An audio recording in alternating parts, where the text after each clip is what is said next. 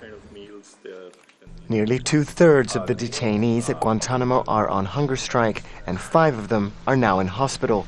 Guantanamo just added 40 nurses and other healthcare workers to cope with the number of men being force-fed and needing medical attention. Staff at the facility say they have the right to peacefully protest, but will not be allowed to starve to death. Their lawyers say the men are desperate.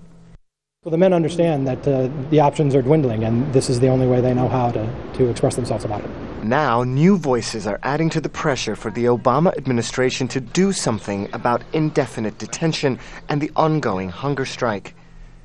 The chairman of the Senate Select Intelligence Committee has called on the White House to advise whether there are suitable places to continue to hold or resettle the 86 detainees cleared for release.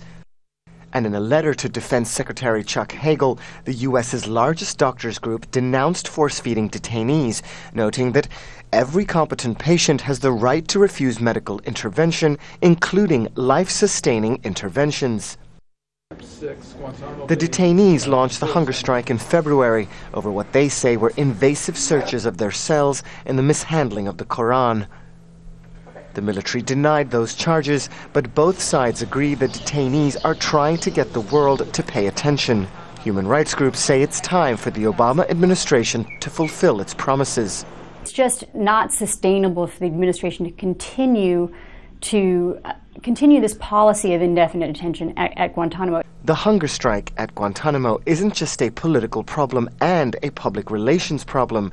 It is a spotlight on the conflict between detainee rights and how to deal with the remaining men swept up at the beginning of the so-called war on terror more than a decade ago.